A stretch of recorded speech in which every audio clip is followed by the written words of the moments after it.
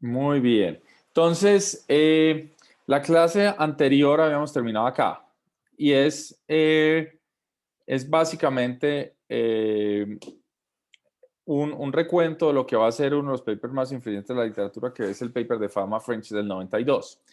Y de hecho, pues no sé si se acuerdan, pero habíamos terminado en este pedazo y era, pues yo les había hecho una serie de preguntas sobre bueno, si yo ordenaba el mercado accionario de los Estados Unidos en portafolios por tamaño o por book to market, que es el valor en libros o el valor de mercado, qué tipo de retornos quería encontrar, qué tipo de retornos encontraba. Entonces, este es un ejercicio que de hecho, pues está, yo lo reconstruí. Es más, si quieren, un segundo, voy a hacer lo siguiente. Voy a compartirles además porque me parece útil que ustedes lo vean de una vez. eh, Les voy a compartir la pantalla de esta que es la página de French, ¿sí? Están las diapositivas, entonces ustedes le pueden dar clic ahí. French es uno de los autores del famoso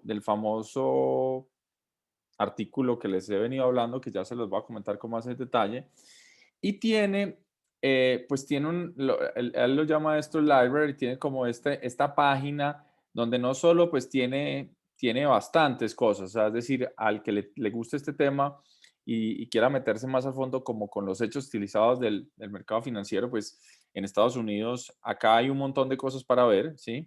Tiene un forum, tiene cosas internacionales, tiene datos, etcétera. Entonces, acá está, de hecho, fíjense ustedes que son temas que lo va actualizando para enero de 2021, últimos 3 meses, 12 meses. Es una página que está en constante actualización. Yo les voy a mostrar primero los ejercicios y luego les voy a mostrar que acá fácilmente ustedes pueden conseguir los datos con los cuales pues yo reconstruí este, estas tablas. Entonces vuelvo a mis notas y luego volvemos ahí para cuando esto ya esté más entendido, ustedes vuelvan a ver qué es lo que hay. Entonces, estos son datos anuales del 47 de 2010 con base en esa librería, o sea que es cero misterioso lo que les voy a mostrar acá.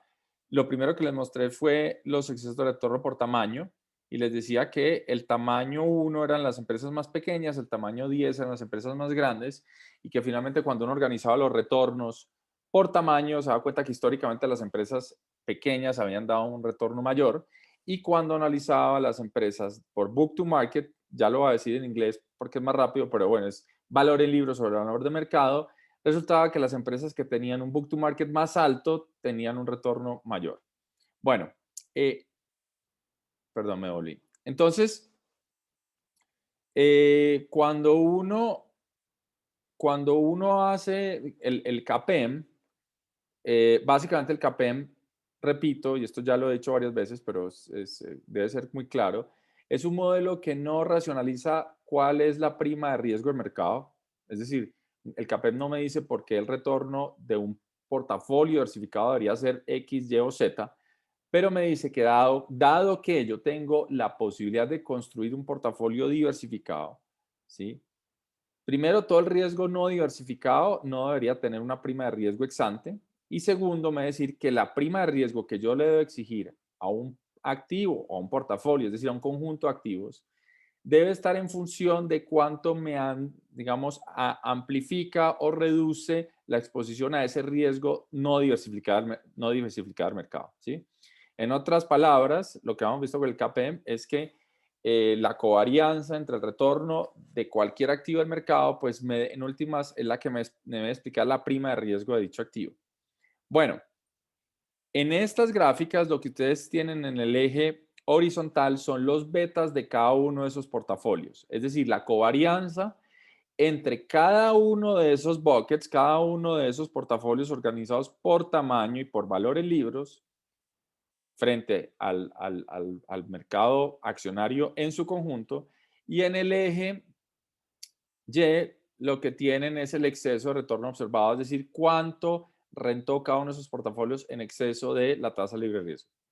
Entonces, lo que les decía es que si en un modelo, si el modelo CAPEM no tuviera ningún tipo de, digamos, de imperfección o logra explicar cualquier tipo de portafolio, lo que vería uno es que en general, pues a mayor beta, mayor retorno de cualquier portafolio, ¿sí? Y bueno, en la gráfica a la izquierda se ve que para un buen número de portafolios, es decir, para un buen número de esos deciles de empresas, esa relación se cumple. Es decir, en términos generales, los portafolios con mayor beta son aquellos que tienen un mayor retorno, ¿sí? Con dos excepciones, hay un retorno muy bajo, ¿sí? Que tiene que ver con el beta con un beta, digamos, de empresas, estas son las empresas más grandes, y en la parte superior derecha está el exceso de retorno a las empresas más pequeñas, que claramente pues parece estar muy fuera de la relación promedio, ¿sí?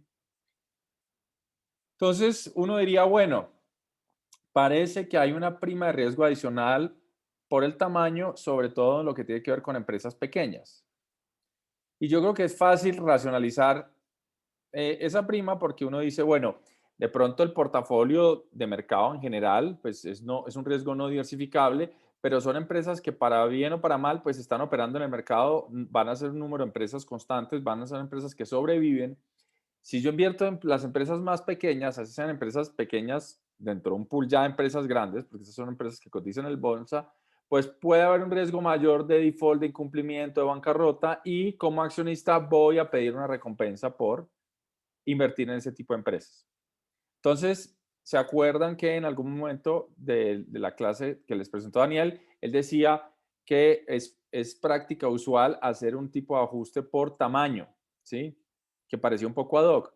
Bueno, ese ajuste, si bien parece ad hoc, a la luz de esta literatura, no es tan ad hoc porque simplemente estaría identificando que parece haber que hay unas primas de riesgo adicionales relacionadas con el tamaño, y sobre todo que pues empresas pequeñas pueden tener más riesgo de insolvencia que no está incorporado en empresas de otro tamaño, y ese riesgo de insolvencia pues obviamente acarrea una prima de riesgo adicional y una prima de retorno también adicional. Es decir, que hay una justificación para tratar de ajustar el retorno esperado a un proyecto dependiendo del tamaño de la firma. Esa es la gráfica a la izquierda. La gráfica a la derecha es el portafolio de valor de libros de mercado. Es un desastre. Claramente, no parece haber una relación muy clara, pues digamos, esa línea que está ahí es la línea, digamos, que mejor hace el fit a esos 10 portafolios, que mejor ajuste, pero no parece una relación muy clara. De hecho, pues si uno borra algunos puntos, la línea parece tener la pendiente contraria, negativa. Entonces, este fue una de las grandes contribuciones de Fama French en ese paper, y es mostrar que había algo a la hora de organizar las acciones en valores libres de mercado que parecía estar o parecía ser ortogonal a la relación usual entre los retornos de portafolios y los betas de mercado. No quedaba claro. Entonces, pues eso abrió una gran discusión, esa es una discusión que pues incluso Héctor ya me hacía unas preguntas, ya voy a llegar a lo que Héctor me hacía, me preguntaba en la clase anterior, pero pues abrió un debate muy grande sobre entonces, además de la prima de riesgo de mercado, ¿qué otras primas de riesgo puede haber? ¿Sí? Entonces, esto ya se lo mencioné, Fama French 92, Cross Section of Expected Stock Returns, es uno de los papers más citados de la literatura financiera. Yo recomiendo leerlo para la gente que le guste finanzas. Es un paper que está escrito de la manera más cruda que se puede escribir en inglés. Les recomiendo que miren el abstract de ese paper y la introducción. Y cuando digo más cruda es porque en general, y nosotros los hispanoparlantes cuando escribimos tendemos a tener ese tipo de cosas, y yo escribo esto porque es importante y la motivación. Entonces, por ejemplo, a mí me han pasado tesis de maestría que tienen en la introducción 4 o 5 páginas de motivación. Así como esto es importante y, mejor dicho, y los niños se van a morir si no hacemos esto. Yo estoy analizando, sí, la prima de riesgo, pero esto es importante para la infancia. ¿Sí? Este artículo es sangriento porque está escrito como le gusta a la gente en finanzas, o las mejores prácticas es de una van a lo que es. Entonces ahí dice, luego si quieren incluso, si nos queda un minutico al final les pongo el abstract ahí en la pantalla para lo que vean, es realmente al grano. Entonces lo recomiendo no solo por el fondo, sino por la forma, porque a veces escribir así es muy difícil o nos cuesta mucho a todos, pero pues es un buen ejemplo para el día de mañana si tienen que escribir un paper, recordar, hacer un mantra mental, decir, ser más como Fama, ser más como French. Entonces, ¿cuál es el resultado de ese artículo? Que muestran eso, que adicionalmente al retorno al mercado parece haber dos riesgos adicionales que tienen que ver con el tamaño de la firma y con el valor de libros. ¿Cómo soluciona Fama y French este acertijo? Lo solucionan también con algo que es muy de finanzas y a mí me costó mucho, mucho al principio, siendo macroeconomista de entrenamiento, entender esa lógica. Y es que básicamente lo que Fama y French dicen, bueno, es, a ver, ¿el retorno al mercado qué es? El retorno al mercado es un retorno en un portafolio. Y nosotros estamos explicando otros portafolios con un retorno. Entonces, si yo veo que hay una anomalía, ¿con qué voy a explicar esas anomalías? Con retornos de portafolio. ¿Y cuáles portafolios? Pues ellos van a crear un nuevo retorno que lo van a llamar small minus big y va a ser el retorno del portafolio de las empresas más pequeñas menos el retorno del portafolio de las empresas más grandes, ¿sí? Es decir, es un portafolio que está largo en empresas pequeñas, corto en empresas grandes. Y de hecho, pues se puede implementar, uno lo puede hacer, digamos, operacional. Y es un retorno al mercado. ¿Por qué me costaba a mí tanto como macroeconomista? Porque cuando uno está explicando, tratando de entender los riesgos, uno quiere decir, bueno, pero ¿por qué? ¿Cuál es la fuente? Y esto no nos va a decir nada de la fuente. Esto lo que nos va a decir es, mire, acá hay una prima de riesgo que yo la puedo aproximar con un retorno ya observado. Y el otro va a ser lo que ellos van a llamar el high minus low, que va a ser estar largo en las firmas que tienen high book to market y estar corto en las firmas que tienen low book to market. Es decir, estar invertido en las empresas que tienen unos activos muy pesados, relativo a lo que valen, y estar corto en las empresas que parecen muy livianas. Entonces, en su artículo final, Fama y French, ¿qué van a hacer? Van a hacer un portafolio de 5x5. Yo les mostré un portafolio que era de 1 a 10, ¿sí? 1, 2, ta, ta, ta. Ellos van a hacer 5 por tamaño, o sea, 1, 2, 3, 4, 5, y 5 por book to market, 1, 2, 3, 4, 5, y los van a cruzar. Entonces van a tener 25 portafolios, ¿sí? Usando las acciones del New York Stock Exchange, del NYSE. Y lo que van a mostrar es que ese small minus big y high minus low complementan la prima de riesgo del retorno al mercado y que con esos ahora no es un factor, antes teníamos solo el retorno al mercado, ahora van a ser 3 factores, logran explicar buena parte de la dispersión de corte transversal de los activos accionarios de las acciones de Estados Unidos. Y por eso el artículo se llama The Cross Section, Expected Stock Returns. Cross Section es porque ellos van a mirar todos esos portafolios y van a decir, mire, esto tiene un buen precio. Entonces, espérenme un segundo, les voy a poner esta cosa acá y espérenme un segundo que tengo que enviar algo urgente. Y ya vuelvo con ustedes, qué pena, un segundo. Mientras ustedes miran eso, yo hago esto.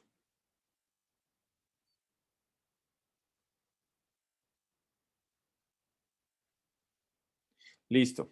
Entonces, ¿en qué va a consistir las regresiones de Fama French? Las regresiones de Fama French van a ser una regresión en 2 etapas, ¿sí? Donde la primera regresión, ya la hemos analizado, es coger la serie de tiempo de los retornos, ¿sí? de todos sus portafolios. ¿Y qué factores van a incluir? Van a ser 3. Riesgo de mercado, small minus big, que es esa SMB, y high minus low, HML. Y ahorita yo les muestro en la página que son los factores que ellos siempre usan. Y luego, una vez calculan eso, van a coger los betas. Pregunta tricky, aunque ahí está un poco, bueno, no es tan tricky porque ahí está. ¿Cuántos betas van a tener de esa regresión? Van a tener 25 portafolios, 3 factores, entonces van a tener 25 por 3 betas, ¿sí?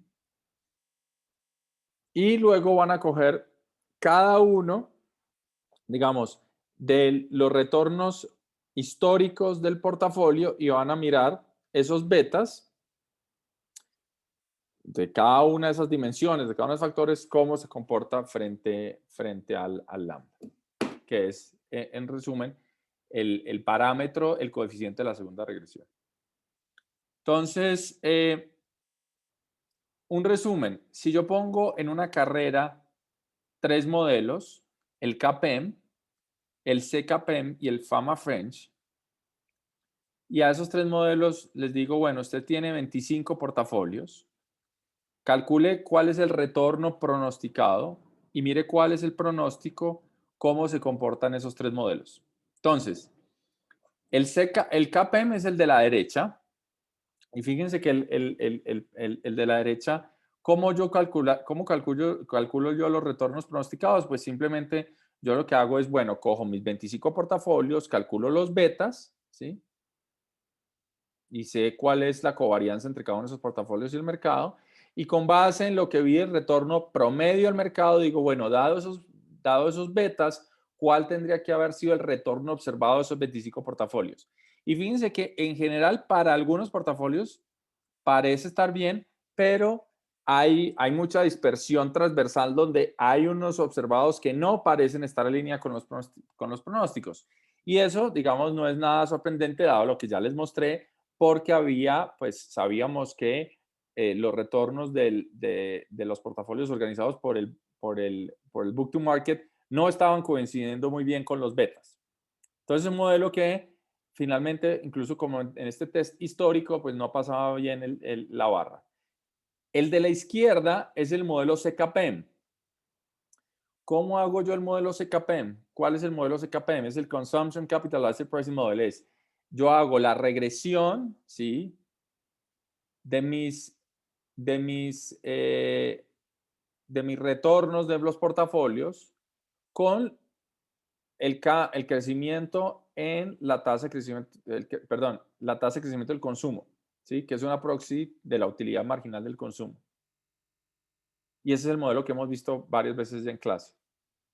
Y luego me pregunto, bueno, con base en la covarianza, en ese beta que encontré entre la tasa de crecimiento del consumo y los retornos, miro cuál sería el pronóstico versus observado. Y fíjense que ese es un modelo bastante flojo. Es decir, el CKPM es un modelo que en el cross-section poco puede predecir qué está pasando con los retornos del mercado. Bueno, a eso fíjense ustedes qué pasa con el Fama French. El modelo de Fama French tiene un ajuste bastante bueno entre los retornos pronosticados y los retornos observados, ¿sí?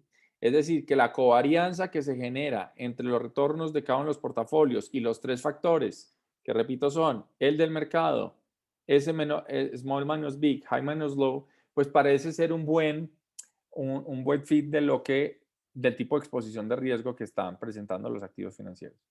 ¿Ok? Entonces, ¿esto está claro hasta aquí o ya están perdidos?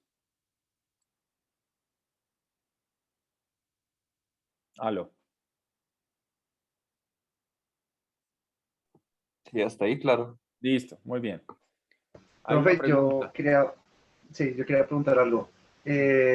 O sea, no sé si se bien decir que el modelo de Fama y French es como una generalización del KP o las ideas, por lo que consideran 2 factores más o Claro, son modelos sí. independientes. No, de hecho, pues lo que hace Fama French es vivamente y astutamente montarse en el modelo más famoso en finanzas, ¿sí? Y extenderlo. Entonces, uno puede entender que el modelo de Fama French es una generalización del CAPM porque es más general y pues que de hecho uno podría decir, no, el CAPM es un subconjunto del Fama French porque es el modelo de Fama French con 2 betas apagados, ¿sí? Entonces, eso se puede decir. Sí, muy bien. Entonces, José, yo quería comentar algo. sí, También para que lo vayan pensando. Miren que parte de lo que a uno le enseñan en econometría, machine learning, que es un tema que uno podría empezar a expandir de esos papers, es que no solamente me importa el ajuste con los datos de entrenamiento, que fue lo que hicieron Fama French, sino si eso me ayuda a pronosticar después. O sea, si yo me quedara con exactamente los mismos betas que calcularon Fama French, la pregunta es si hoy en día podría seguir haciendo el mismo pronóstico o no, para que alguno de ustedes lo piense, para si quieren cositas más adelante en su vida. listo. Entonces yo creo que esa es una pregunta, pues no es una pregunta, es un comentario, pero es un comentario muy interesante porque primero abre una discusión y es, esto lo estamos haciendo con qué interés, ¿sí? Entonces, el interés primordial de esta clase es un interés académico y el de Fama French lo es, pero cuando alguien le muestra a uno un modelo tan bueno, por lo menos en papel, como el de Fama French, ¿sí? Si yo les muestro ese gráfico en la izquierda, si estoy en una clase, obviamente el interés va a ser, bueno, pero ¿de dónde vienen esas primas de riesgo? ¿Sí? Y si esas primas de riesgo son estables. Pero si yo se lo muestro esto en el trabajo, ¿sí? O se lo muestro a alguien, pues lo que van a decir es, ah, bueno, pero entonces acá tenemos como una buena forma de descifrar cómo se van a comportar los activos financieros. Entonces empieza un interés no solamente académico. Y eso, digamos, es una de las cosas interesantes de finanzas, que pues más allá de un interés académico, pues también hay un interés que es bastante respetable y es que pues con los activos financieros se puede hacer plata, ¿sí? Entonces, una de las cosas interesantes es, y luego lo voy a volver a comentar al final porque está muy relacionado con lo que Héctor comentó la vez pasada, es que esto trasciende la literatura académica y obviamente cuando uno empieza a decir que tiene un modelo factorial, que tiene un buen ajuste, pues la pregunta inmediata es, bueno, ¿yo puedo usar ese modelo para hacer trading o no? Para hacer plata. ¿Sí? En plata blanca es, ¿puedo coger este modelo y hacer plata? Entonces, eso depende de muchas cosas. Entre otras, uno, lo que está diciendo Daniel tiene que ver con la estabilidad, ¿sí? Y es bueno, los académicos escribieron este paper y dicen, bueno, estos factores se cumplen muy bien acá. Nada de eso garantiza que estos factores van a ser estables, ¿sí? Esa es una cosa. Y lo otro es que en últimas, en esta literatura tal como está concebido este paper y buena parte de lo que estamos viendo en esta clase, más que hacer plata es que uno está expuesto a algún tipo de riesgo, ¿sí? Y la pregunta es realmente cuál es la naturaleza de ese riesgo. Y ahí es donde un paper como este se queda corto, porque si bien está identificando como unas fuentes de riesgo, no queda claro, y de hecho pues Fama y French tratan de especular al final del paper diciendo, bueno, en la introducción diciendo, bueno, nosotros pensamos que la prima de riesgo puede responder a este tipo ¿sí? de situación. Realmente no es un paper que logre explicar eso. Y ya voy a hablar de cuáles podrían ser las primas de riesgo. Héctor, tienes una pregunta.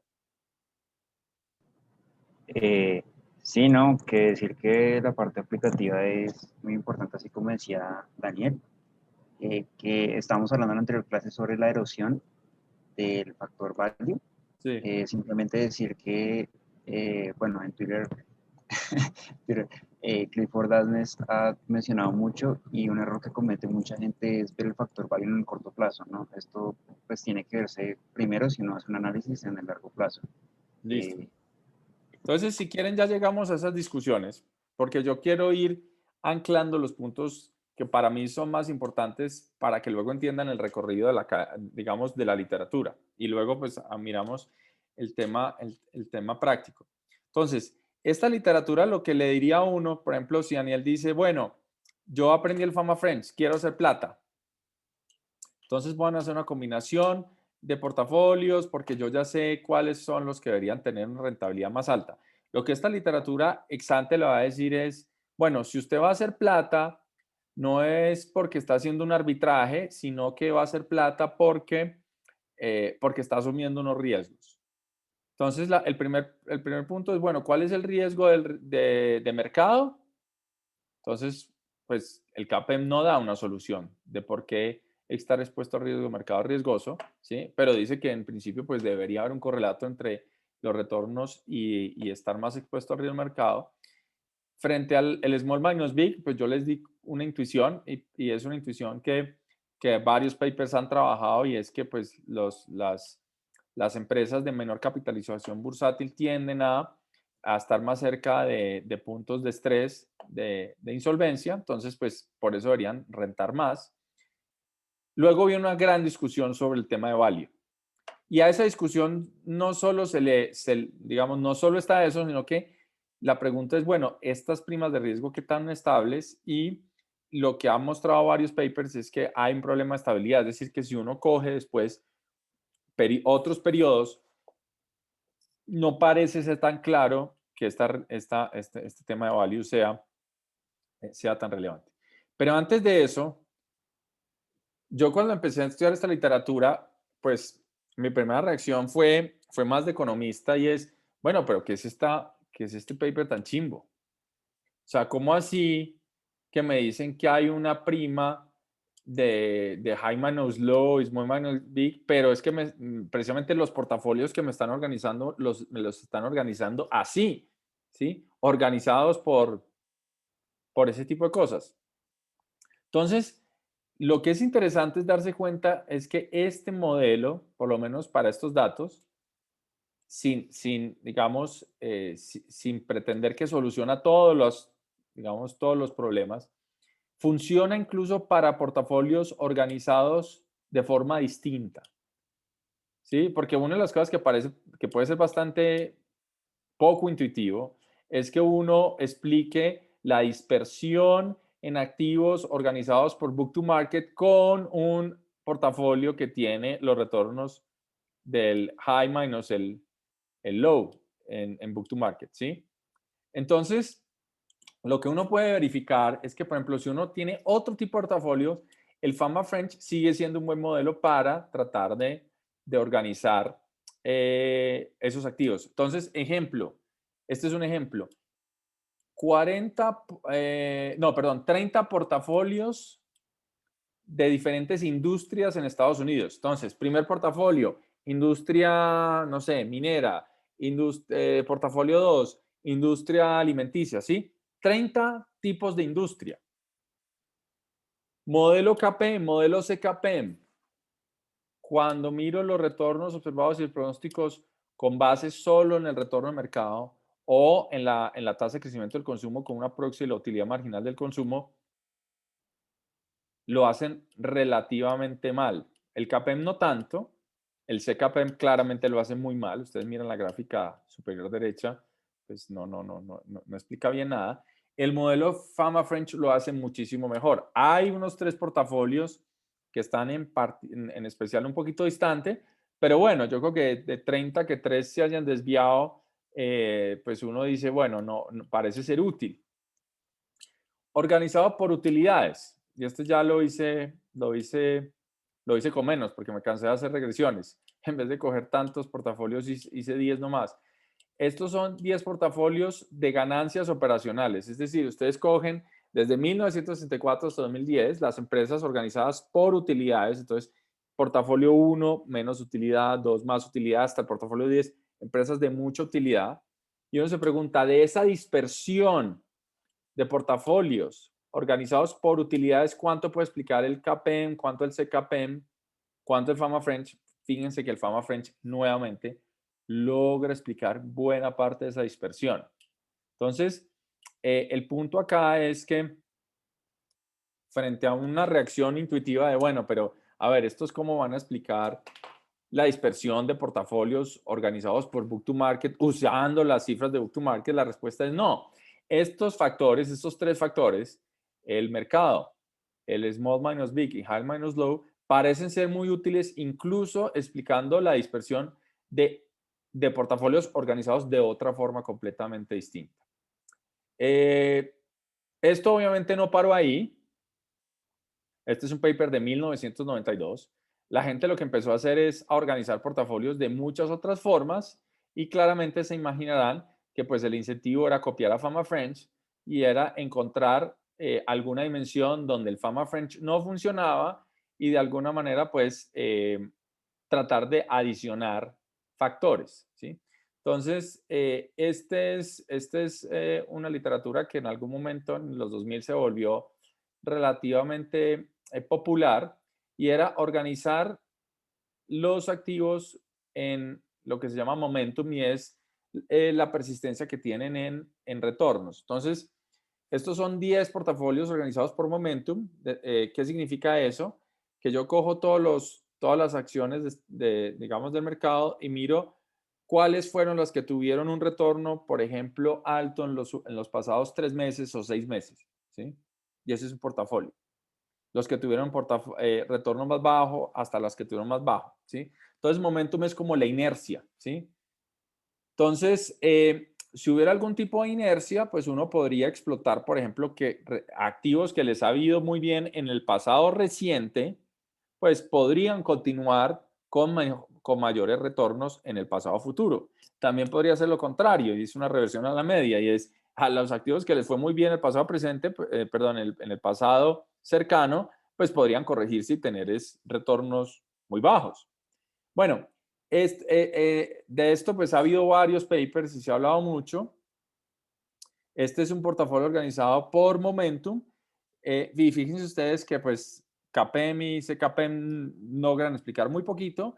Fama French lograban explicar buena parte de la dispersión, pero aparecen algunos portafolios que no están tan bien organizados. Entonces, en algún momento alguien dijo, no, hay otro factor de riesgo.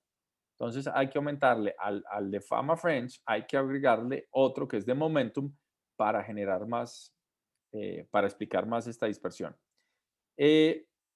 Resumen de la historia. Llegamos a más de 200 y pico de factores. O sea, si ustedes adelantan la película, había un factor con el histórico del CAPEM, llegan Fama French y dicen, no, necesitamos otros dos, adelanten la película hasta el 2017, 18, en la literatura ya había más de 200 factores candidatos a explicar la dispersión de corte transversal, ¿sí? De todo orden, ¿sí? Hasta tal punto que, y al que le interese este tema, pues le puedo mandar luego la referencia, hubo un par de papers llamados de Sioux Factor o algo por el estilo, que lo que hacían era revisar toda la literatura y decir, a ver, señores, ya llegó el punto de tenemos que tener unos criterios incluso más exigentes porque pues ya la creatividad de los factores es demasiado y tenemos cualquier tipo de factores tratando de explicar esa transversalidad. Eso se explica por dos razones, diría yo, una académica y la otra de demanda de los practitioners. ¿Cuál es la académica? Y es que, pues, si Fama y French rompen la bolsa y dicen, o abren la caja de Pandora y dicen, yo tengo dos factores más, pues eso en el margen hay incentivos a que uno diga, no, un segundo, Fama, venga, yo le doy otro. Venga, yo le doy el cuarto, que este es buenísimo. Y créame que este sí funciona excelente. Entonces abre la caja de Pandora y pues abre la caja de Pandora. Entonces, dado que no quedó muy claro sólidamente a qué correspondían, pues por ejemplo el value premium, pues ya entrado en gastos, pues entonces hablemos de momentum y hablemos de 50,000 factores, ¿sí? Y lo otro es, más allá de lo académico, es lo que mencionaba Daniel y quizás algo relacionado con lo que dice Héctor pues hay un interés en tener modelos que en principio puedan predecir muy bien qué le va a pasar a los activos, ¿sí? ¿Por qué? Porque pues, sumamos si uno es una firma de inversión, uno es un analista, pues si le dicen a uno, bueno, genere una estrategia de inversión, pues ustedes dicen, bueno, yo voy a hacer un Fama French, bien, pero si usted tiene otro factor y parece ser buenísimo, pues de pronto puede ganarle a sus competidores, explotar ese tema y hacer plata. Entonces yo creo que por esas dos razones, pues se creó este zoológico. hasta tal punto de que ya hay tantos factores que no hay ninguno, ¿sí? En el sentido de que pues al final ya tanta gente vino con su nuevo factor chévere adicional que al final pues la gente vuelve a cosas más sencillas o usa otro tipo de estrategias, sobre todo si estamos hablando de gente de tema práctico. Una cosa que es interesante es que esto pues ha tenido un desarrollo muy grande en los mercados desarrollados, pero en los mercados como el nuestro, estamos incluso pues muy lejos de estar en cosas básicas como un Fama French, ¿sí? Hay varias, y es algo recurrente ver tesis de maestrías de gente que coge el mercado accionario colombiano y trata de calcular los factores de Fama French y mirar la dispersión transversal y demás. Es un esfuerzo importante. Desafortunadamente en Colombia es muy jodido hacer esto por el número pequeño de acciones líquidas, ¿sí? Aquí, digamos, escasamente tenemos veintitantos especies líquidas. Entonces, cuando usted ya arranca con veintitantas especies, muchas de hechas financieras, luego les voy a hablar porque hay un tema con las cosas financieras, pues resulta muy difícil realmente generar portafolios que estén organizados así, ¿sí? Entonces, pues es muy difícil que ustedes escuchen alguna vez a alguien que les esté dando un consejo financiero y decir, no, ustedes deberían exponer más a este factor en Colombia, ¿no? Las cosas terminan siendo más de especie por especie, más idiosincrático. Entonces, voy a hablarles un poquito de este tema de growth y value. Entonces, digamos, la discusión gruesa, más allá, este paper abrió la caja Pandora con los factores, pero pues la discusión académica fuerte fue, explíqueme por qué una empresa que tenga high book to market debería rentar más que una empresa que tenga un low book to market, ¿sí? Más allá de que ahora se ha revisado mucho ese hecho estilizado, pues se abrió un debate muy fuerte. Entonces, si quieren voy al debate y luego me devuelvo. Entonces, acá hubo como dos grandes explicaciones, o digamos, dos grandes explicaciones dentro de otro debate. Entonces, supongamos que para poder organizar la discusión, supongamos que el hecho estilizado es cierto, ¿sí? Que es que las empresas que tienen mayor valor en libros, que en el argot financiero se les conoce como value stocks. ¿Y por qué value? Porque es una empresa, repito, si el book to market es alto, eso significa que usted cuando compra la acción está comprando los activos, está comprando como el valor de las cosas, ¿sí? Entonces el value. ¿Por qué ese tipo de empresas van a tener rendimientos en equilibrio más altos que empresas que tienen bajo valor en libros, que entre otras se les llama growth? ¿Y por qué se les llama growth? Porque cuando uno compra una empresa que en su valor en libros no tiene nada, ¿sí? Y uno está pagando por algo, pues uno está pagando es básicamente por la apuesta de esa empresa que en el futuro pues va a generar utilidades, etcétera, etcétera, porque hoy en día es nada, ¿sí? Eso es básicamente en la caricatura lo que significaría un growth stock, que es si hoy en día liquidan la empresa, yo voy corriendo con las acciones y digo, bueno, ¿aquí qué me van a dar?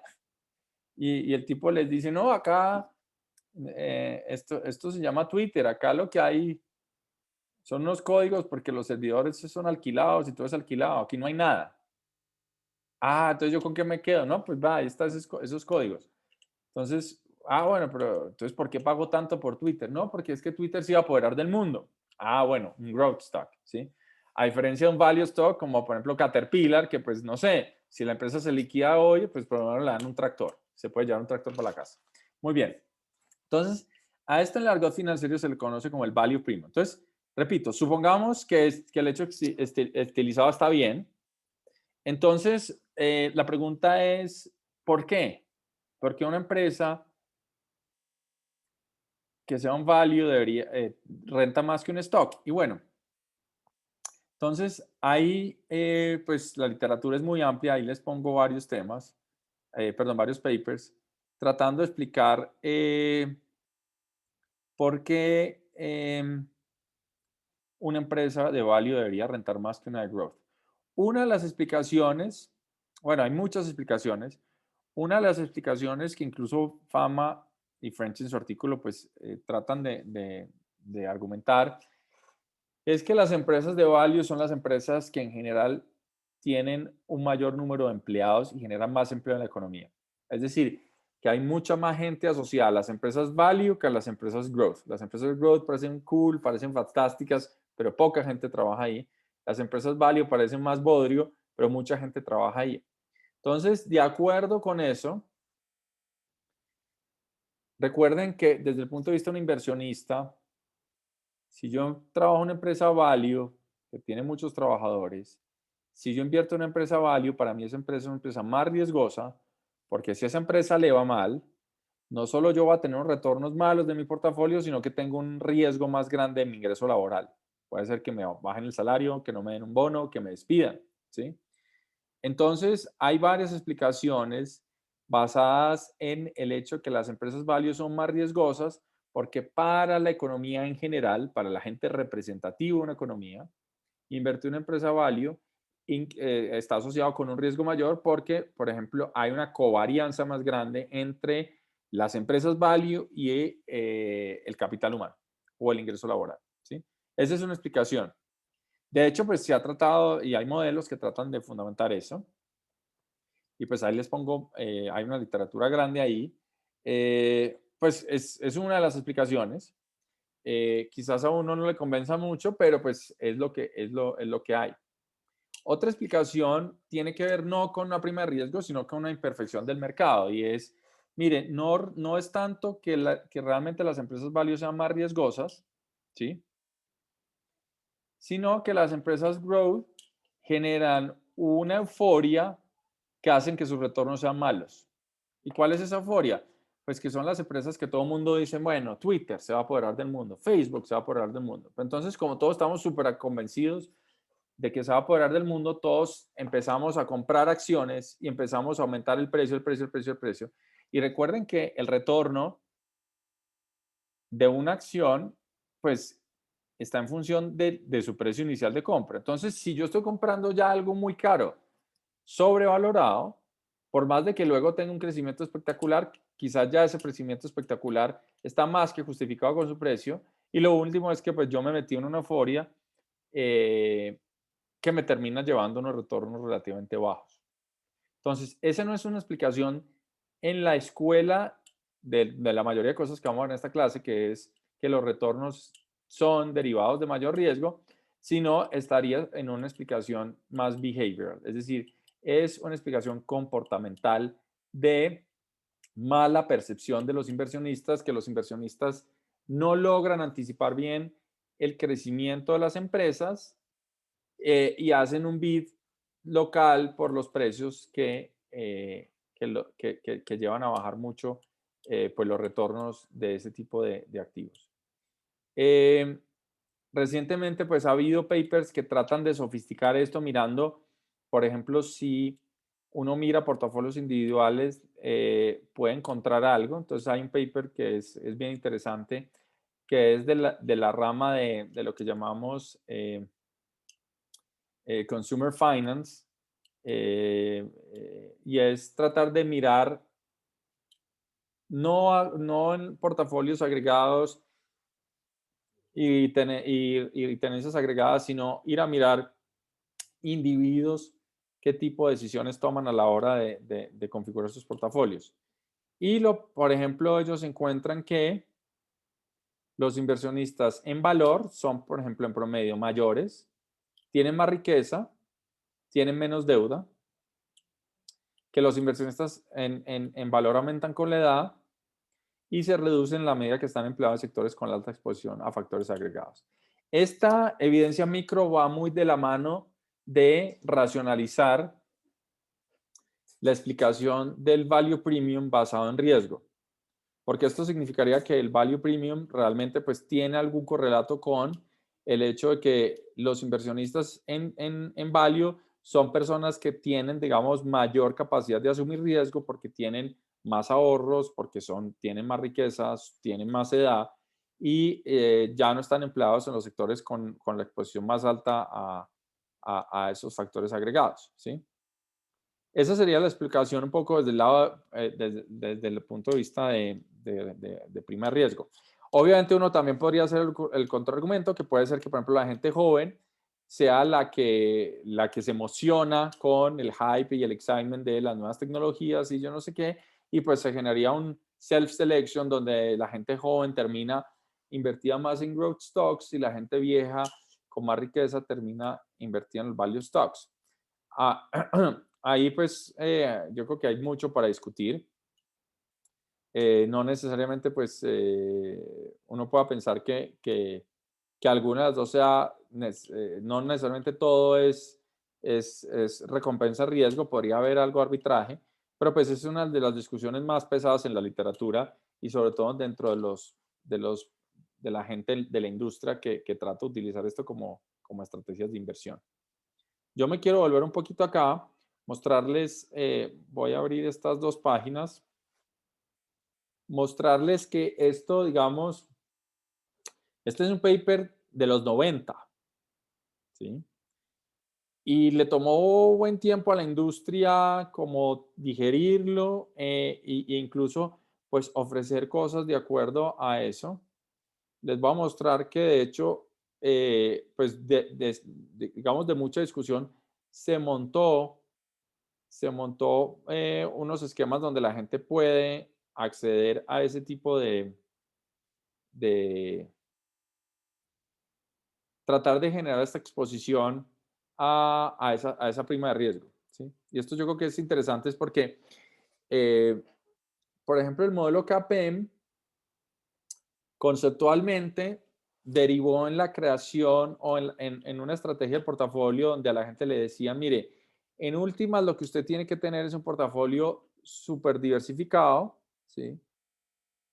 Entonces,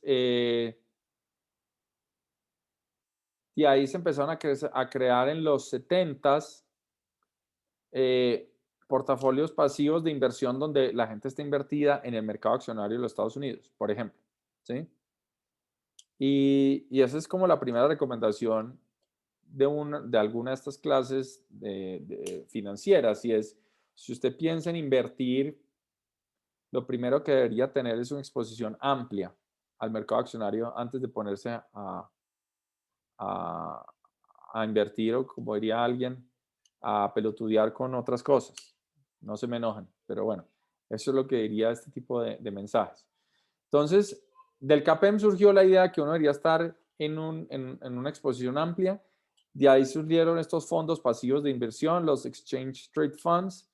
Por ejemplo, hay uno muy famoso que es de Vanguard, que es un manejador de portafolio muy grande. Y la idea es usted, si por ejemplo va a meter plata a su pensión, cómprese un ETF que tiene un costo bajo, donde el ETF básicamente lo que hace es replicar la composición de una canasta grande de acciones. Entonces va a estar diversificado porque va a tener acciones de muchas empresas en su portafolio y pues en el largo plazo eso debería ser lo que más renta. Bueno, con el paper de Fama French empezaron a crearse cosas como los ETFs en growth, ¿sí? Que es en esas, basados en estas empresas que crecen mucho, ¿sí? Entonces, fíjense que voy a minimizar. Este es un fondo que ustedes que es fácil de comprar. O sea, realmente uno puede invertir plata en este tipo de cosas. Hay plataformas que le permiten a uno invertir en este tipo de cosas. Y son fondos que en principio buscan invertir en empresas que van a crecer mucho, ¿sí? Y ese es el ETF de Growth. Les voy a mostrar el ETF de Value porque creo que es más fácil empezar por el de Value, ¿sí? Entonces, fíjense ustedes, primero, ¿qué lo haría esto se los puedo hacer a ustedes como pregunta. A ver, ¿quién quiere participar? A ver, Gabriela, ¿qué característica tendría que tener algunas acciones para estar en un portafolio de value? que tengan muchos, pues no muchos, pero que tengan un valor como físico de assets grande y no sea tanto como comprar una idea. Exacto, muy bien. Entonces, de manera muy práctica, uno lo que debería, si uno es el que va a construir esto, pues debería mirar muchas acciones de Estados Unidos y preguntarse cuál es el book to market value, ¿sí? Y buscar empresas que tienen un book to market relativamente alto, es decir, que el precio sobre la de libros pues estuviera acorde con eso. Entonces, fíjense ustedes acá, les voy a comparar estos dos, ¿sí? Entonces, fíjense que acá lo que tenemos son price to book value, ¿sí? Esto es lo mismo, solo que está al revés, ¿sí? En Fama lo que teníamos era el book to market. Decimos book to market porque está pensado en coger todo el valor en libros y hacerlo, dividirlo por el valor en mercado. Uno también lo puede hacer por acción, entonces uno coge el valor en libros de una empresa, la divide, digamos, por el número de acciones y la compara con el precio particular de la acción y le da es el book price value, que usualmente en finanzas lo leemos al revés. Y fíjense que en el de value tenemos un price to book value que es de 2.54, ¿sí? Mientras en el de growth tenemos un price to book de 8.71. Acá como está al revés, en el de growth lo que tenemos son empresas que su precio es 8 veces, ¿sí? El valor en libros.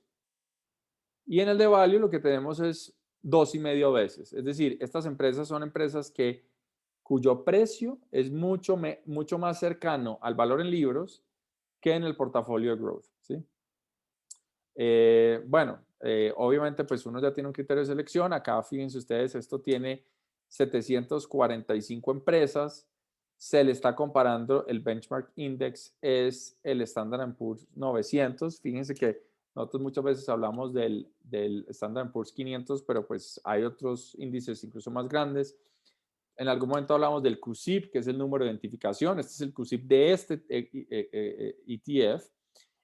Bueno, es un equity porque es parte de las acciones. Bueno, acá está cómo se ha movido el precio, los volúmenes y demás. Fíjense que acá tenemos el equity beta, ¿sí? Fíjense que el equity beta del value es relativamente muy cercano a 1, ¿sí? El del growth es menor que 1. Y pues tenemos también características de price earnings. Por ejemplo, el price earnings del value es de 23. El price earnings del growth es de 36. O sea que en general también este portafolio de growth pues tiene un precio mayor dadas las utilidades. Este tipo les voy a mostrar las empresas para que ustedes tengan en la cabeza qué tipo de empresas estamos hablando. Entonces voy a empezar con las de value, ¿sí? Fíjense qué empresas están en value. Bueno, está Berkshire Hathaway, que es la empresa pues el vehículo de inversión de Warren Buffett, que tiene una participación muy grande en empresas como Coca-Cola y demás. Están bancos como JP Morgan, está Walt Disney, Bank of America, está Exxon. Por ejemplo, Exxon es un buen ejemplo de una empresa value, ¿sí? En general, una petrolera, digamos, pues vale lo que vale sus taladros, su capacidad de extracción. Obviamente que haya un valor del capital humano que no se puede pues, negar, etcétera, etcétera, pero es una empresa muy típica de lo que podría ser una empresa value. Bueno, aquí está, voy a poner show all. Está Chevron, o sea, hay varias petroleras, Pfizer, bueno, Procter & Gamble, Wells Fargo, Philip Morris, Coca-Cola, General Electric, esa es otra empresa típica value, Boeing es otra empresa típica value. Obviamente que no todo, pues digamos, habría que mirar cuál es el valor en libros de la marca, por ejemplo, el goodwill de Boeing, pues la marca tiene que valer, pero en general una empresa como Boeing, pues vale sus instalaciones, sus equipos y demás. 3M, PepsiCo, Merck. Bueno, acá están todas las empresas que hacen parte de este componente. Les voy a mostrar las de growth. ¿Cuáles son las empresas que están aquí en growth? Acá dijimos que esto tiene ¿cuántas acciones? Un segundo. Esto tiene 461 holdings, o sea, 461 especies están acá. Buena parte está metido en cosas como Apple, Microsoft, Amazon, Facebook, Google, ¿sí? Tesla, PayPal, Visa. A ver, ¿qué más hay? Mastercard, Adobe, Netflix. Bueno, Home Depot, muy raro que esté ahí. Pero bueno. Entonces, ya vuelvo a este tema porque es importante que ustedes sepan diferenciar la parte académica de la parte como más de practitioner, de práctica. Miremos un poco los retornos, ¿sí? Que Héctor nos comentaba que de pronto esto en los últimos años ha estado como más flojo. Entonces, miremos, ¿cuánto ha dado value versus cuánto ha dado? Entonces, este es value. Ustedes sí están viendo bien la pantalla, ¿no? Yo estoy asumiendo que están Sí. viendo. Listo. Entonces, fíjense, desde la incepción, es decir, desde que se creó este fondo, el retorno promedio anual ha sido de 7.31 del value. En los últimos 10 años el retorno ha sido de 10. En los últimos 5 años de 10.57. En los últimos 3 años de 6.68 y un año de 1.55. ¿Sí? Y bueno, ahí está el benchmark. Entonces uno puede comparar contra el benchmark y bueno, puede hacer todo tipo esto es el promedio anual. Estos son los de value. Miremos ahora los de growth. Desde el inception, desde que se creó, ha sido 5.96. Fíjense que si esta fuera la métrica, parecería ser cierto que incluso en este portafolio se cumple algo, algo relativamente acorde con el value premium, que es, pues, estas acciones de value estarían rentando más que estas acciones de growth. El 7.3 mayor al 5.96. Ahora, fíjense ustedes que en los últimos años, nada que ver. Sí, en los últimos años, pues, las acciones de growth han rentado muchísimo más. Entonces, acá vamos a volver y voy a cerrar con esto porque hay que hacer varios comentarios que son importantes acá. Ay, no, ¿dónde no era? Perdón. Esto va acá, esto acá. Entonces, el primer comentario es, el value premium de Fama y French es condicional a un beta mercado. ¿Por qué? Porque el factor es ortogonal al retorno al mercado. En general, las estrategias de inversión de value no condicionan por el beta. Es decir, ese realmente, al comparar esos ETFs, uno se puede aproximar cuál sería el value premium, pero es distinto al value premium teórico. ¿Por qué? Porque no está condicionado en la covarianza de cada una de las acciones del mercado, digamos, del portafolio con el mercado. Entonces, es una primera aclaración que es importante. Uno no puede mirar simplemente estos indicadores de mercado para concluir cómo se está comportando el value premium teórico, porque el value premium teórico, repito, es un factor que es adicional a los otros dos. Ese es un primer punto. El segundo punto es en el ejercicio de Fama y Friends, y eso es algo que le mencionaba, pues limita mucho el cálculo en Colombia. Ellos excluyen todas las empresas financieras, en particular bancos, porque el valor en libros de los bancos pues depende mucho, es de condiciones financieras, ¿sí? No es lo mismo el valor en libros de un avión, que pues depende obviamente también de las condiciones de mercado, al valor en libro de un banco que fluctúa mucho con las tasas de interés. Entonces, como uno se está mirando los excesos de retorno, pues puede inducir un ruido muy grande. En la práctica, por ejemplo, esa distinción no se hace y es muy importante. Es decir, la gente que invierte en cosas como Value, ustedes vieron que había cosas como bancos, lo cuales no hacen parte del Value Premium. Y lo otro es que pues ya ahí Héctor ya hacía un poco un comentario y la pregunta es cuál es el horizonte de tiempo. Entonces yo ya les anticipaba esta discusión, y es que pues Pham y French acaban de publicar un paper reciente diciendo, miren, ha habido mucha controversia sobre si el value premium se extinguió o no. Nosotros vamos a volver a hacer el ejercicio y lo que vamos a ver es si la muestra que usamos en el paper del 92, ¿sí?, tiene alguna diferencia econométrica con la muestra después de 1992 hasta hoy. Y la respuesta es, ellos no pueden rechazar la hipótesis de que la muestra tiene las mismas características. Y dicen, ¿por qué no la podemos rechazar? Es porque el value premium tiene mucha volatilidad. Entonces, el promedio histórico, cuando uno mira en términos econométricos, si ese valor histórico de antes del 92 es igual al después del 92, pues la hipótesis no se puede rechazar porque la dispersión es muy grande. Entonces, desde el punto de vista econométrico, pues los dos valores terminan siendo iguales. Entonces, en eso va la discusión. Yo creo que pues más allá de la discusión académica pues es muy interesante también la discusión práctica, y es preguntarse, bueno, ¿hasta qué momento el value premium sigue siendo un hecho estilizado, o hasta qué punto lo que vemos en growth stocks es consistente con las euforias y demás? Entonces, pues ahí hay que tener cuidado. Supongamos, si ustedes fueran a tomar esto como desde el punto de vista de inversión, yo les diría, pues la literatura ha mostrado que en general, en el largo plazo, los activos de value terminan superando el retorno de los activos growth. Pero bueno, fíjense que puede ser el value premium puede ser que varíe en el tiempo, que sea muy volátil, que dependa también del ciclo económico. Y pues la pregunta es también a qué tipo de horizonte está uno invirtiendo, ¿no?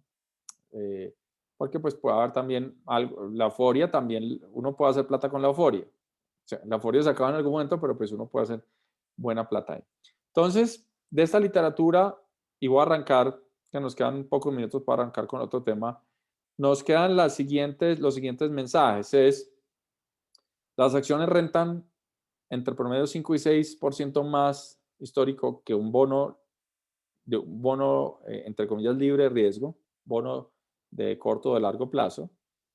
Cuando uno mira la dispersión de acciones, parece haber una prima por tamaño y parece haber una prima por valor, pero pues es una prima muy volátil, entonces no está tan claro.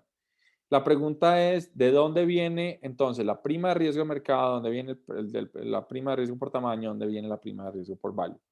En general, pues a uno le gustaría tener respuestas para todo esto, pero les voy a mostrar un último pedazo antes de decirles, bueno, qué tipo de modelos más o menos pueden satisfacer esto, y es lo que vamos a llamar, o va a subir incluso la barra de los modelos para hablar de esta literatura. Entonces, voy a hablar de las variaciones de la prima de riesgo en el tiempo. Entonces, creo que solo voy a llegar a esta diapositiva porque pues ya estoy corto de tiempo, y de pronto más bien dejo espacio por si hay preguntas. La primera pregunta es si el mercado accionario es predecible o no. ¿Sí? Entonces, si uno tiene un conjunto de información y uno en el tiempo te observa, por ejemplo, unas señales que le dicen a uno a dónde va a estar el mercado o dónde va a terminar los retornos en un siguiente periodo, pues uno diría, hay cierta predictabilidad. Entonces, la teoría de finanzas clásicas parte de este supuesto, y es que los mercados son eficientes en capturar información nueva. Ese es el supuesto clásico de finanzas, y que incluso pues lo seguimos manteniendo para muchas aplicaciones. Entonces, si eso es cierto, si yo tengo los retornos observados hoy, ¿sí?, que se generaron de un periodo, digamos, anterior hasta hoy, la pregunta es, ¿qué me van a decir esos retornos de lo que va a pasar en el futuro? Entonces, para datos anuales para Estados Unidos, si uno miraba en un periodo de tiempo largo, ya no me acuerdo cuál periodo de tiempo es, uno podría hacer una regresión muy simple y es preguntarse, bueno, si yo hago la regresión de en términos anuales, de lo que pasa en el retorno del siguiente año con base en el retorno del mercado de este año, ¿sí? ¿Qué puedo decir de esos retornos? Y la respuesta es, puedo decir poco porque va a haber baja predictabilidad. ¿Qué significa que va a haber baja predictabilidad? Vamos a la tabla. Si ustedes hacen esa regresión, cogen retornos anuales del mercado accionario de Estados Unidos, cogen el retorno de un año frente al retorno del año anterior, se van a dar cuenta que el intercepto es 8%, ¿sí?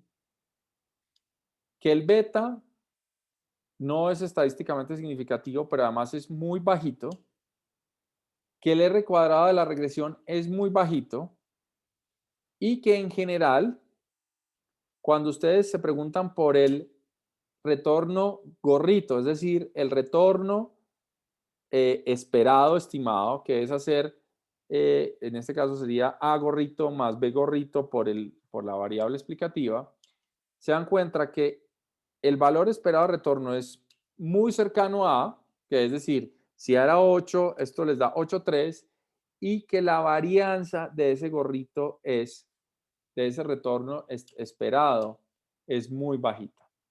Si ustedes lo hacen no con retorno, sino con excesos de retorno, es decir, cogen las acciones y le quitan la tasa libre de riesgo medida por alguno de los bonos que ya analizamos, pues el A les da más bajito, les da 4%, la regresión les sigue dando muy bajita, el T no les da significativo, el B es un número muy bajito, el valor esperado está casi igual a la constante, un 4,25, y la desviación de ese estimado gorrito es muy bajita. Entonces, en ese caso, el valor esperado condicional, y fíjense que ahí es importante hablar de condicional, que es con observaciones hasta el periodo T, del retorno del siguiente futuro es casi que constante, es casi igual a A, ¿sí? Es decir, no se mueve.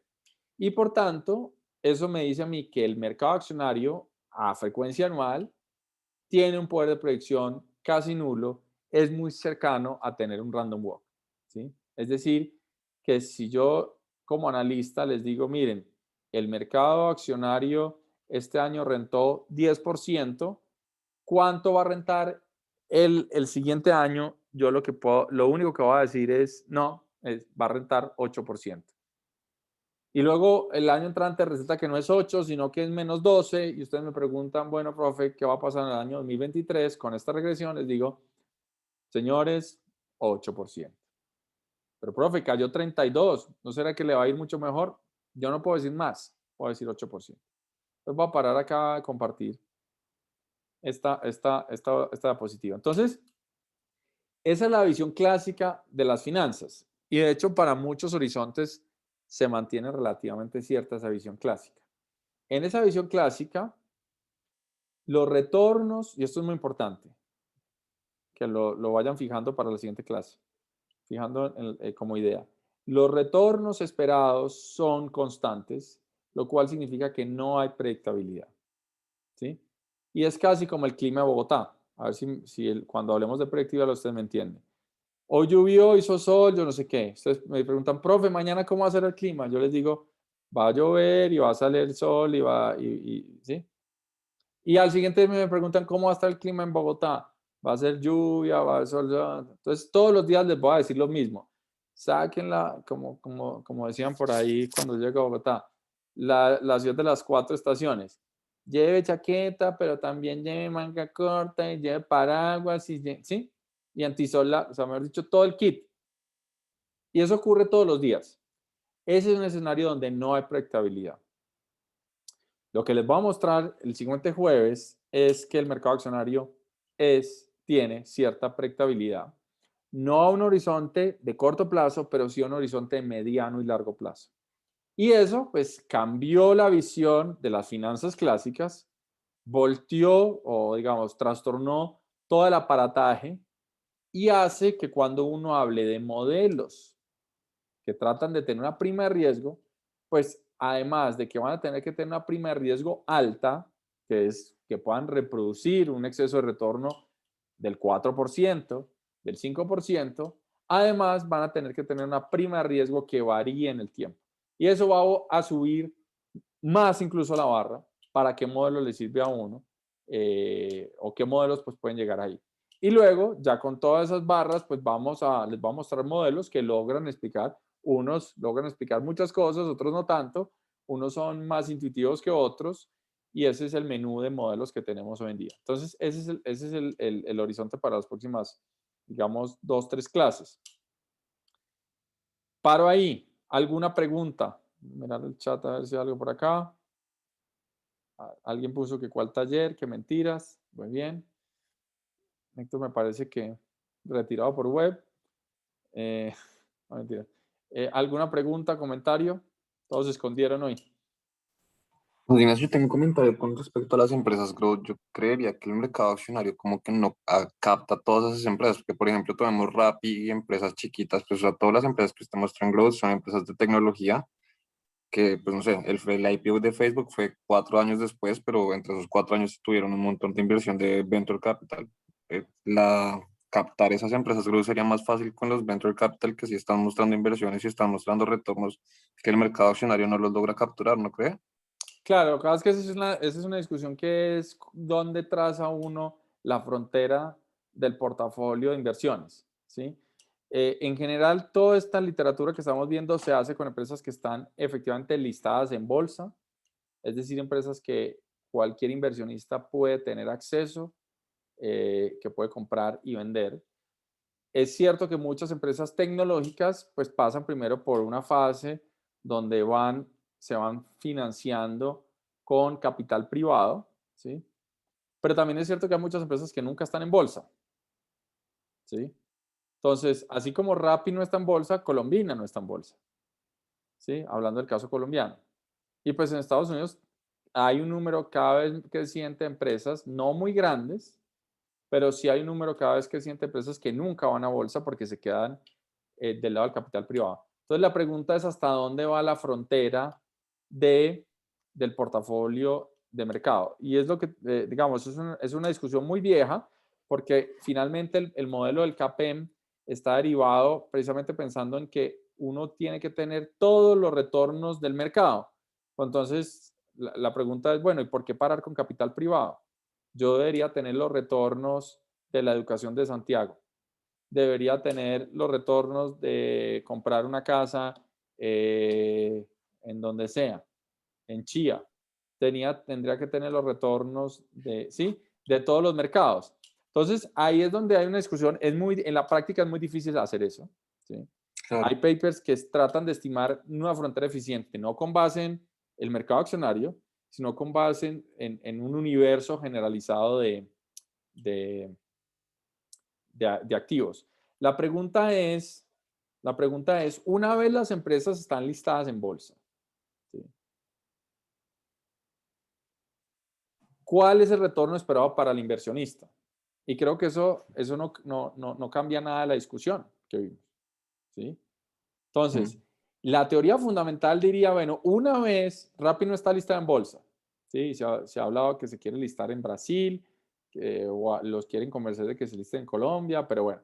Pero una vez Rappi ya esté en bolsa y Santiago y José Ignacio y Héctor y José y todos los que están aquí la podamos comprar, la pregunta es, ¿qué debería determinar su retorno? El modelo CAPM lo que me dice es, mire, más o menos, dado un portafolio benchmark, que es el que pensamos que es el no diversificable, pues debería tener una relación con su beta de mercado, ¿sí? Ahora, lo que Fama Friends nos están diciendo es que estas empresas que tienden a hacer growth, ¿sí? Terminan teniendo un retorno incluso ajustado por su beta inferior de las empresas value, ¿sí? Eso es lo que Fama Friends vienen a decir. Ahora, la pregunta es ¿por qué? ¿Sí? Y ahí es donde digo que la literatura pues sigue debatiendo. Uno puede, entonces, por ejemplo, yo creo que una pregunta interesante es ahora con Tesla, por ejemplo, que es una empresa que ha generado tanta euforia, ¿sí? Entonces, una pregunta, una respuesta es, bueno, Tesla vale tanto es porque Tesla ha sido pionera en carros eléctricos y se va a apoderar del mercado, ¿sí? Entonces, la gente Sí. está anticipando que si compra Tesla hoy, en un horizonte de 20, 30 años, pues va a ser el car maker más importante y va a desplazar a Volkswagen, a BM, yo no sé qué. CEO de Volkswagen, a cada rato, ya que está en Twitter, le tira agua sucia a Musk y le dice, vende humo. Tesla vale más que Volkswagen, y el CEO de Volkswagen dice, olvídense que Volkswagen, Tesla no va a ser más grande que Volkswagen. Entonces, ¿qué termina uno pagando ahí? Que la gente se emocionó con Tesla. Esa es la gran pregunta. Pues, por eso te digo, en el pasado, uno no podría hacer afirmaciones tan puntuales como empresas, pero en el pasado, lo que hemos visto es que las empresas value terminan outperforming las empresas growth. Ahora, ¿será que ese es un patrón que se repite? Y ahí por eso es tan importante que ustedes piensen, yo no les quiero dar los hechos estilizados como vendiéndoles una verdad revelada. Para mí lo que me importa es que tengan el marco conceptual y se hagan ustedes las preguntas el día de mañana en todo momento más precisas. Por eso es tan importante entender de dónde viene la prima de riesgo, ¿sí? Si la prima de riesgo viene porque, por ejemplo, Volkswagen, Toyota, BM, tienen muchos más empleados que Tesla y son más importantes para la economía hoy en día y la gente los ve como más riesgosos porque dicen, bueno, pero si yo invierto en estas empresas, mi capital humano está en todas estas empresas, si a esta empresa le va mal, a mí me va a ir mal, esta empresa es muy riesgosa. Si esa es una fuente, ¿sí? Ahí, por ejemplo, el employment share de Tesla y Volkswagen deberían ser indicadores, por ejemplo, de qué tan importantes van a ser las primas de riesgo, ¿sí? Y la historia no pasa por ahí, sino pasa por otro lado. No es una prima de riesgo, sino que es de euforia. Entonces, uno debería entender, bueno, entonces, ¿qué está disparando la euforia de Tesla? ¿Sí? Entonces, una euforia podría ser no una euforia, sino que fuera una anticipación de la realidad y es alguien está leyendo la realidad y está anticipando como, entonces es un problema de información. La gente que está invirtiendo en Tesla tiene mejor información que la que no está invirtiendo en Tesla, ¿sí? O es un problema de más irracional, de behavioral, que pues a mucha gente Tesla le parece súper cool, ¿sí? Y el CEO, pues, con sus extravagancias y todo, entonces la gente dice, no, hay que invertir ahí. Entonces, fíjate que esto es interesante, es porque esto no es una discusión cerrada. O sea, yo no te puedo decir, la verdad es así, a Tesla sí, ta. Uno tiene las personas que hacen valoraciones de empresas, cogen y miran y tratan de estimar cuánto vale Tesla, cuánto vale Volkswagen, les da unos números. Entonces la pregunta es, bueno, ¿confío en esos números? Bueno, depende, en principio uno dice, bueno, si es un trabajo juicioso, pues deberían estar ahí. La cuestión es, ¿cuál es la prima de riesgo que los inversionistas están dispuestos a asumir? Esa es una pregunta muy difícil, incluso si uno tiene una valoración, yo les decía, la mayoría de valoraciones de empresas se hacen con los supuestos de neutralidad, ¿sí? O alguien que está valorando una empresa no dice, no, es que el inversionista está expuesto a ese riesgo. No, porque se asume que es neutral a riesgo. Y lo otro es estos fenómenos más de euforia. Entonces, yo creo que es un tema que sigue siendo para una discusión muy interesante. Y creo que pues ya con eso me voy callando porque esto se está yendo para largo. Pero si quieren volvemos a retomar esto. Pues esto va a aparecer con muchos temas, ¿no? Simplemente para recordarles un punto que yo se los voy a hacer muchas veces y es en toda esta literatura, y luego se los voy a mostrar incluso matemáticamente porque es así. En toda esta literatura siempre hay son como dos gemelos que viven, como el yin y el yang, ¿sí? Que no se pueden separar y es, en todos estos modelos siempre se puede leer como que los retornos son los hijos del riesgo o que los retornos son los hijos del arbitraje. ¿Cuál es la gracia y por qué son interesantes? Es porque es importante darse cuenta que muchas veces uno hace plata es porque está incurriendo en riesgo, entonces no puede ser naif, pero luego también es difícil explicar todo a punta de riesgo, ¿sí?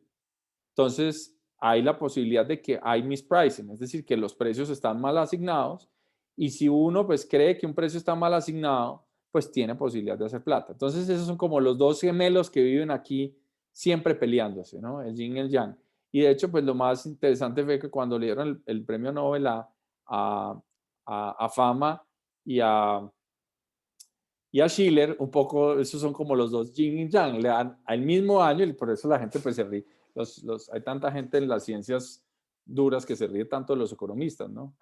Porque era el mismo año, los tipos se ganan el premio Nobel y muchas veces los dos han estado como en la frontera de donde uno dice, no, lo que pasa es que aquí hay unos problemas de, digamos, casi que arbitraje, hay, no sé si conocen, hay un libro famoso de Schiller que se llama Rational Exuberance, que es como, sí, la gente se emociona y es irracional y termina comprando todo, y por el otro lado está Fama que siempre ha dicho, no, prima de riesgo, prima de riesgo, prima de riesgo. Entonces, esos son los dos modelos, digamos, los dos gemelos que van a cohabitar acá, y siempre vamos a tener esa tensión entre los dos. Muy bien. Bueno, señores, los dejo descansar. Feliz tarde a todos. Nos vemos el jueves. Gracias. Gracias. Gracias. Chao, chao. Feliz tarde.